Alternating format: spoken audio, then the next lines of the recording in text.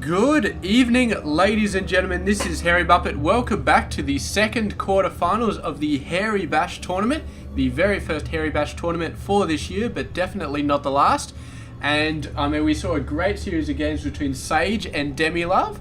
Sage absolutely taking it down and doing a beautiful job, and he is going to be a real threat in this tournament, facing off against one of these players in the semi-finals. But first we have to figure out who is going to progress, so let's have a look right here. First, down the bottom right side of the map, it is going to be Mr. Arthur, and I'll just pull up his page right here. He plays for the ESC Icy Box team. He hails from South Korea, and he is quite awesome. He's actually had a little bit of experience with the WSS before. Getting into last year, I think he was in Season 2 qualifiers, I believe. So, yes, and actually got into the Challenger League, so quite impressive there. And, yeah, he is a very, very strong player. One of the best players in this tournament. And he is really, really going to be I don't know if he's... Actually, I don't know. I was about to say he's going to be a favourite, but... Of course, we've got to talk about Petraeus over here from Root Gaming. He hails from New Zealand, plays for Root Gaming, as I just said. I think both these players... No, he's just got a normal Protoss thing. I thought both the players had the Carbot thing. The Carbo. I think it's called Carbot. I really don't know. It's one of those things where you see it written a million times, but you've never heard it pronounced. Yeah, he's got the little fancy Zerg thing, so that's pretty awesome. But anyway, Petraeus, man. New Zealand, Root Gaming. And I tell you what, he's done some awesome Challenger League stuff as well. 2013, he got into the Season 3 Challenger League. And just this year, for the Season 1 2014 Challenger League, he came 4th in the qualifying tournament. And they took the top 3 players. I think it was, I can't actually remember who it was, but I think it was Pig, King Kong, and Ender. All 3 of them ended up, well, they're currently in Challenger League. I'm not sure when Challenger League actually being run. I think it may have already been run. I can't remember the results. But anyway, they went on, and Petraeus, right here, came 4th in that tournament. So both players, really, really good. I mean, any type of WCS involvement means you are right up the top there. I mean, these players, I think they're both in Grandmasters North America League, from what I remember. Yeah, that seems to be making a bit of sense to me. My memory is crappy, as you will well know, but very, very impressive nonetheless. The performance of these players, of course, not my memory. And yeah, looks like Petraeus is going to be scouting the probe. After leaving that, he thought maybe he was safe, but apparently not, and it didn't even get the chance to build a pylon yet. So that probe, very nice work there by Petraeus. I don't know if he knew, well, he didn't know that was there, but he probably had a pretty good idea, and sending 2-lings out to scout for pylons, never a bad idea. And Arthur getting down his natural expansion, doesn't have a lot of stuff up the front, but he's going to try and change that. And the mothership core is going to be there to sort of block off the lings. It's going to work for now. But once speed finishes and once the links start swarming out, the mothership core is not going to make it happen. We're going to need to see at least 1 sentry. There we go. There's at least 1 sentry. And I guess the days of plugging up the gap with a zealot are sort of over. Of course, the sentry can last a hell of a lot longer because all it needs to do is take a bit of damage and then boom, force field. And it can still absolutely shred a single link who tries to go through there. So very, very nice. We do have Petraeus going for his 3rd base. And I've forgotten something else as well. There's so much to cover in this tournament. I mean, there's all these players we've never seen before, introducing them, introducing their backgrounds, and also we've got to introduce their progress in this tournament so far. So most of these players are the very best. I mean, look, this tournament started in the round of 64, which means that there were players who were going for a ton of rounds. None of these players played in the round of 64. They started at the round of 32 because they were seeded the highest. And some of them didn't even play in the round of 32 because they got walkovers and people not showing up. But so yeah, I mean, Arthur, for example, didn't have to play in the round of 32 because his opponent, I can't remember who it was, but he didn't show up. And then in the round of 16, he played against a player called Surge and beat him 2-0. Very, very nice play there from Arthur. Again, Surge, and also with this pylon, man, it's right on the top level actually. Very, very surprised that, yes, that's a ballsy play right there, putting the pylon up on that top level. Didn't quite get the creep tune, but he's actually moving out up here, which is going to give Petraeus an excellent opportunity to try and take this pylon out. There's one zealot, but it's not quite going to be enough. He is going to be losing this hatchery though. Unfortunately can't cancel it, but the Queen can make a run for it if he is smart. There he goes, Queen making a run for it. We've got a couple of Oracles coming out as well, but they're right in the middle of Queen territory, so not the best positioning for the Oracles. However, they could gang up with the Zealot, try and shred these Queens. We need to get something. Couple of Roaches out on the field, and Petraeus madly trying to get some Roaches out here. He can bust up his Roach numbers. He might be in a good position. The Roaches are doing a very, very good job here. The Zealot's getting trapped within the Lings, and it does take time to kill Lings. It does take time to kill Queens. And all that time, the Roaches are going nuts. So there we go. Beautiful hold there by Petraeus. Getting the Roaches out exactly when he needed them. And really, really nicely done. Arthur, of course, going for that Stargate early on. May have slowed down his Zealot attack. But I think the fact that he can make Void Rays now is going to make up for any small disadvantage that he did have in that attacking force by pulling out the mostly useless Oracles. Although this Oracle may prove itself not to be as useless, although there is a Spore Queller, so we can probably pick off some mining the gas. Probably not a whole lot else though.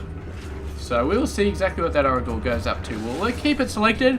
Keep your eye on this kill count. If it starts to change, then we know that Sad Arthur is doing anything. I should probably not call him Sad Arthur. I don't know why that's his name. Arthur sounds a lot cooler, but yeah, maybe he was in a clan or a team that had Sad in front of it. Maybe we'll check that. He was in Slayers and Western Wolves before ESC Icy Box. I got no idea why the Sad is there. Yeah, but anyway, let's move. Maybe that is actually his name. Maybe Arthur is just a shortened form of Sad Arthur, and Sad Arthur is actually his official name. But yeah, I don't know. At the risk of somebody getting annoyed at me, I'm just going to keep calling him Arthur, because I think Arthur sounds good. And I mean, if you can make a really, really great name just a little bit smaller, just a little bit snappier, I don't think that's a bad thing, to be honest. As long as you don't go crazy, like, yeah, there's some words that just go crazy. They start shortening them, and eventually like a 10-letter word gets shortened down to like 2 letters or something for that leet speak going on, and then it starts getting ridiculous. But I feel like calling him Arthur, I feel like that's going to be fine. And yeah, so here we go. Sad Arthur move. I keep saying it. I look at the top of the screen and I see the Sad there, and it just comes out of my mouth. Anyway, Ling's going in. Managed to cancel whatever the hell that was. I assume it wasn't that important, but yeah, the Roach is coming out, and Petraeus getting the Hydras out, and this seems to be a major thing with PvZ recently. I've seen it in like every single PvZ I cast. The Protoss know that Void Ray is such a potent unit versus Roach Hydra. As soon as they see Roach Hydra, boom, Void Ray's out on the map, and the Zerg have a lot of trouble dealing with it.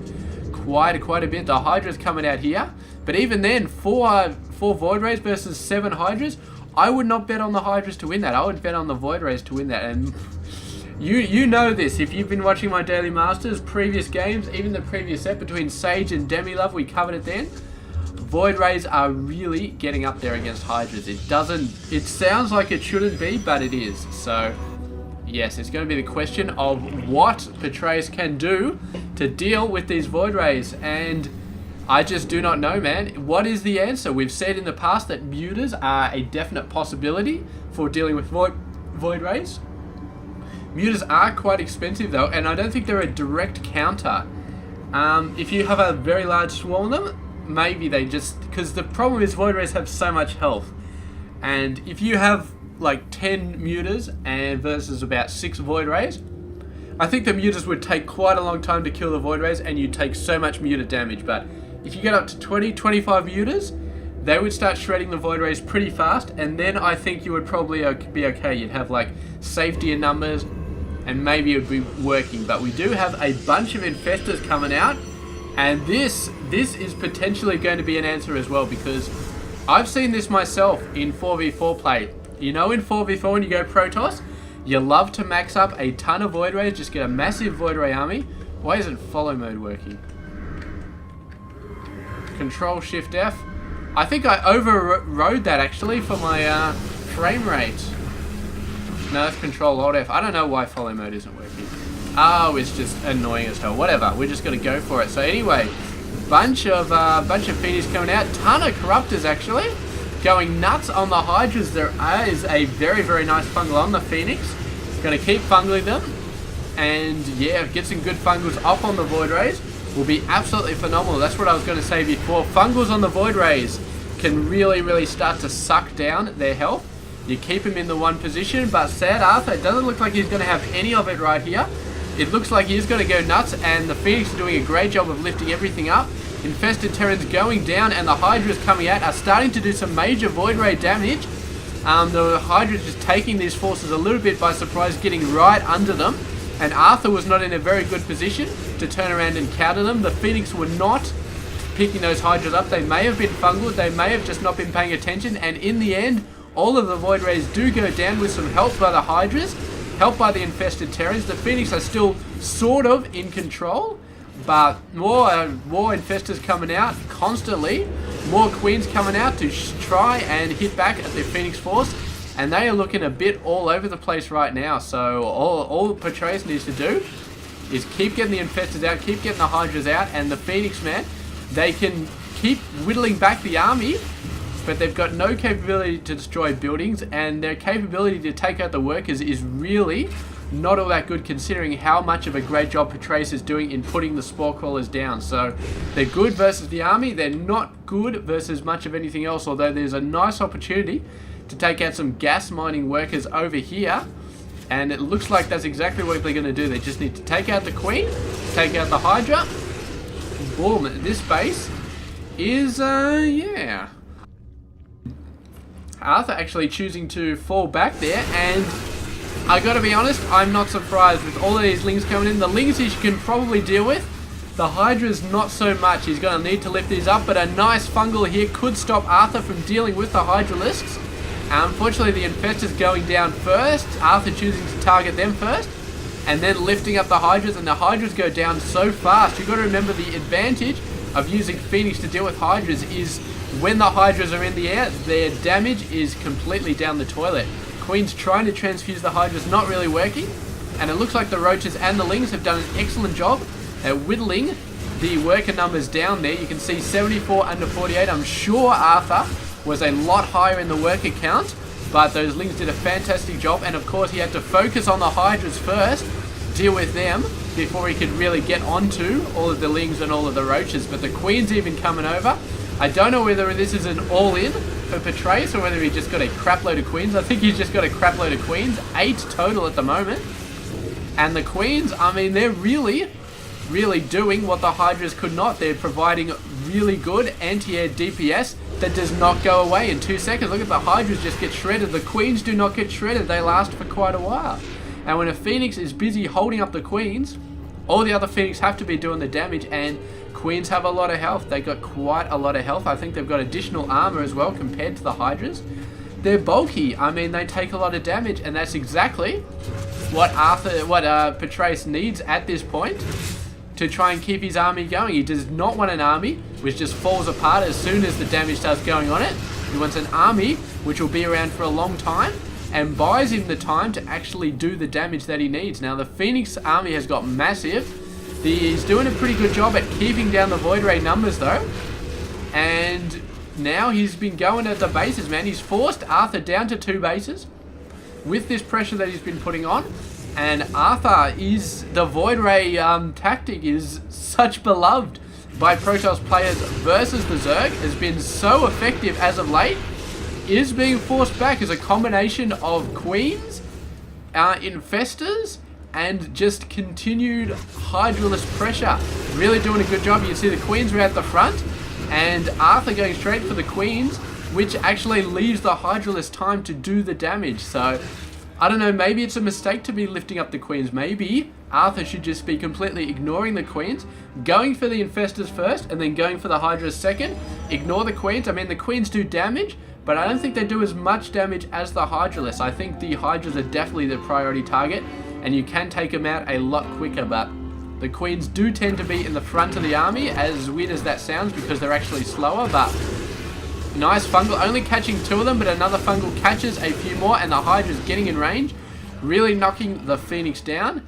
And so far, I mean, Arthur, he's actually tech switching right now, getting into some Colossus tech, which is going to be pretty fantastic versus this army.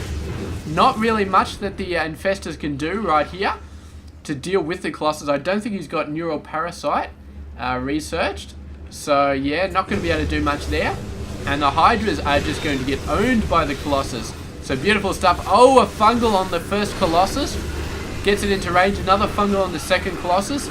And that is not good, because with this sort of army composition from Sad Arthur, maneuverability for his Colossus really is absolutely critical. He doesn't have any ground forces to protect the Colossus. He's only got air units. He's only got damage. So he really needs to be able to ship that Colossus back, move it away if he needs to. And once the Fungal goes down, it is just death for that Colossus. Starting to get a few Zealots in here, but at the end, I mean, this base is going to go down again, forcing Arthur back on 2 bases, and this is going to be a death sentence if Arthur cannot get onto a 3rd base. He's currently mining off this one, but the resources are starting to look very, very low. It started from 1,500, they're down to about 150, some of them just about to finish off. Arthur absolutely needs to get a 3rd base. He needs to get it mining ASAP.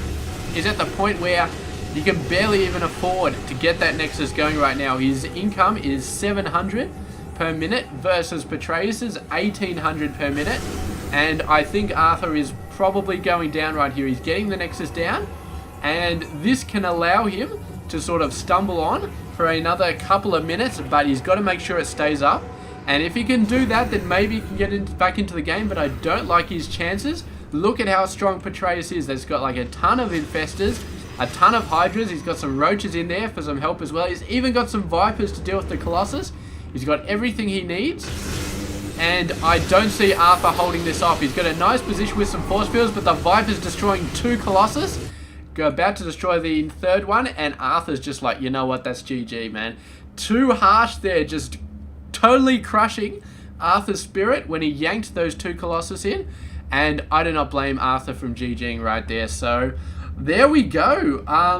I've been wondering for so many games what the Zerg counter is for heavy Void Ray play, and we have seen it. It's Queens, it's Infestors, and it's Hydras, Hydras, Hydras, Hydras, Hydras. I didn't think it could be done without getting some heavy Muta play in there, but Petraeus did it, and I gotta say congratulations to him. And game number 2 coming up with a very, very solid showing. We will see if Petraeus makes it into game number 2. Well, sorry, makes it into the semi-finals. We know he's made it into game number 2. So anyway, thank you very much for watching this game. Stay tuned. Game number 2 coming up tomorrow. This has been Hairy Muppet. I hope you enjoyed this game.